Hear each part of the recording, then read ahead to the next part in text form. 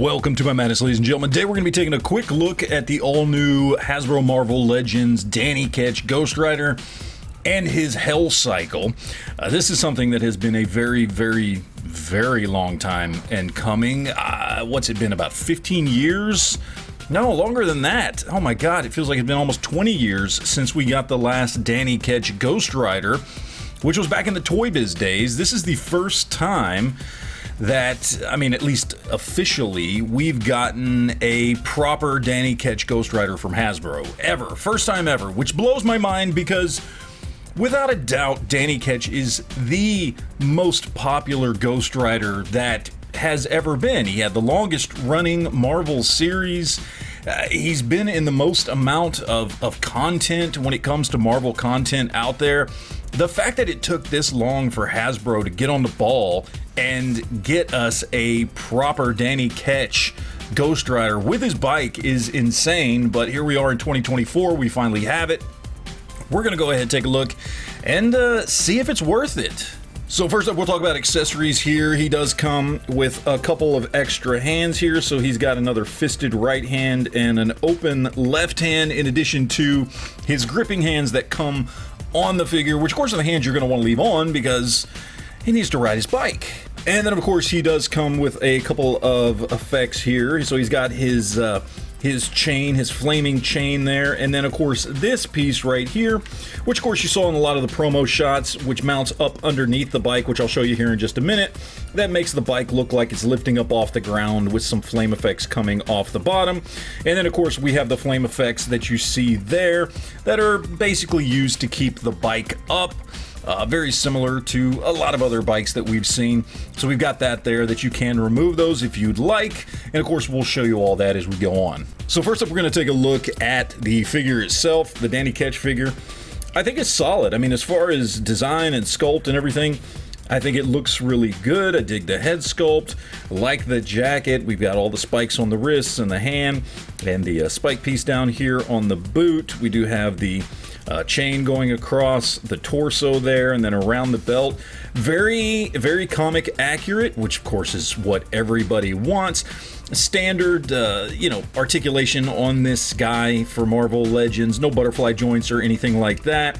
It is all pinless, and he looks pretty good. I dig the flame effects there on the head and everything. The biggest issue I have with him is essentially he's just kind of small. Danny Ketch was never depicted as small in the comics, yet we put him here with this more traditional Johnny Blaze. He is, if you don't count the flame effects, he's right at about exactly 6 inches tall, which is a little short for Marvel Legends. That's not the greatest thing. I mean, that's really the only downside to this figure is I feel like he really should be bigger than he is. Outside of that, I mean, I guess you could make some small complaints about the fact that, instead of painting some of the spikes and chains and things an actual silver color, they just use that kind of silverish plastic that just looks very plasticky. It's Hasbro Marvel Legends. That's really what you should expect at this point. I will more than likely be repainting those to give them a little bit more of a kind of bright silver shiny look. But all in all, it's a solid figure. The biggest issue, as I said, is pretty much just going to be the height. All right, so now we have the bike, and this is, of course, this is kind of the main part here. This is what most people are buying this pack for. The bike itself looks really good. I like it quite a bit. I think they did a solid job on this. However, there are some issues that I have with it because, let's just be honest here. It is a little chunky looking. Bike from the comics didn't look chunky. It looked sleek. It was supposed to be a more modern sports bike, supposed to be kind of a crotch rocket. And while this does evoke that, it doesn't have that sleek design like what I'm used to from the comics, especially in this center section here. It just looks a little fat and chunky. I do dig the detailing we have there on the side. I think the detailing here on the forks look pretty good, and you've got some more detailing here behind the forks there. You've got your foot pegs there. You've got some extra peg holes down there in the bottom. I'll show you what those are used for. The seat looks a little slim For what it is, you know, it starts to look a little bit more like a toy from that angle. They made the seat really, really slim so that the action figure could fit on there.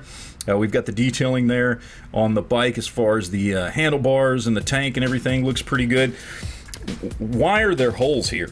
That's another big issue that I have with this. Why are there holes here? It's never been depicted or drawn like this ever. They were either drawn in as kind of a yellowish orange or having, you know, flames coming out of them or something, not just blank holes in the front. And that's, I think, kind of the biggest issue I have with this, more so than the kind of chunky body of the bike. Just, why are there holes in the front? Like, you couldn't have just put something there, even just a, I don't know, a piece of plastic that's painted yellow, something. It's never been drawn this way. So I'm not sure why it looks like that, and that's rather annoying because that's not comic book accurate at all. Is, you know, even though this is not a perfect bike, I mean, they did spend a lot of time trying to get it pretty comic accurate, and I think it looks pretty damn good. Holes in the front, really? That doesn't make any sense. I don't know why, from a design standpoint, that was something someone came up with. I don't know why they even thought of it, much less who approves that. It's just not in any way, shape, or form accurate. Other than that, it's a solid bike. Again, I have some issues with it just from a design standpoint, but still, it's overall a really good looking bike. And then to kind of get into what I was showing there with these pegs, so you've got, and you can get it up like that, so you can get the bike up, and we'll move these out of the way here. And you can kind of get it like it's launching up off the ground, which I think is pretty cool. It's a cool look. I'm glad they added that little effect in there with the peg hole. I think that's a great way to display this thing. I don't know if that's how I'm going to display it, but certainly a really good option. All right, so to do a quick comparison, because we have to, we got to go to the old school ToyBiz Danny Ketch Ghostrider. And while pretty much everything across the board is way better on this new figure as opposed to the old figure. I mean, look at the length of the arms on this old figure. It's crazy. Obviously, the new one, much more comic accurate suit, newer. You know, there's just a lot of things that went into this new figure that just didn't exist at the time when this old figure came out. One thing that is blatantly obvious, at a time when ToyBiz was making 6-inch, like real 6-inch scale figures, i.e. most figures were right at 6 inches tall, this old one is still taller than the new figure. Not by much, but by a little bit. And that kind of tells you how small this guy actually is. He's not a big figure at all. And then, of course, take a look at the bikes themselves. You can see a huge difference here, specifically in the size of the bikes. I mean, the new one is obviously much, much larger and just fits better with the figures and everything, and just looks like an actual motorcycle, especially next to the Danny Ketch bike.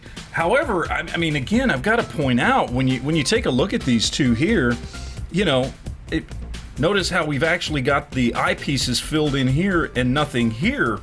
And that makes a huge, huge difference. I mean, it really does. I mean, obviously, this is much more comic book accurate overall sculpt and everything else, but there are definitely aspects to this bike that really should have been incorporated into this one, honestly. The other thing is about this particular bike, this old bike, when you look at the detailing, you know, on the bike and the underside and everything, much more sculpt and detail went into this thing than went into the newer one. I mean, it just, honestly, I mean, minus the size, to me, this is actually still a better looking bike.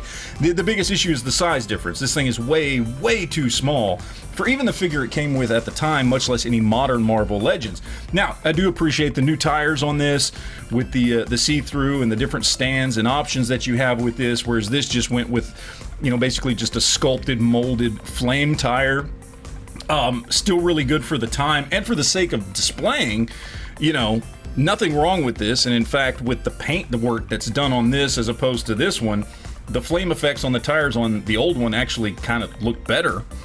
But obviously size is a big difference. And this bike, because it had to fit into, you know, a clamshell, you know, card package to fit on a shelf, not in a box, you know, the bike was just going to be much smaller. And I get that. And that really does make this bike, you know, stand out a lot between these two. However, I got to say, sculpt and paint on this old bike is way better than on the new one. All right, so let's talk about price here real quick. And I picked this guy up for $55 at a local comic and toy shop here.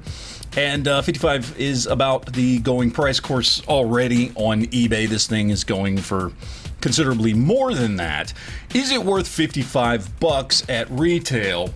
I'd say yeah. I mean, look, I'm still glad to have it. It is not perfect, and I know in this video I'm nitpicking about all the little things that I don't like about it.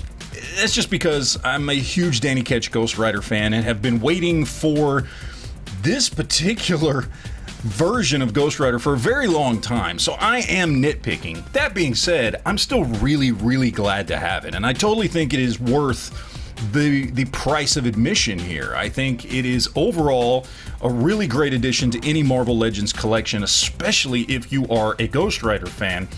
I think in general it's fantastic. However, I would be doing a disservice if I didn't mention the things that did disappoint me about it. So, I mean, in the end, yes, I think it's absolutely worth it. I think it's something, if like me, you're a Ghostrider fan, you're gonna love having this in your collection.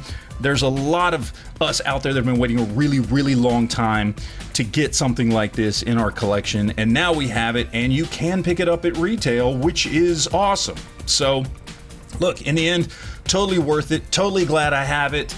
Is it perfect? No, but still really great. So that is it, guys. Would love to hear what you have to say down in the comment section down below. I appreciate you guys watching, and always remember to enjoy your collection.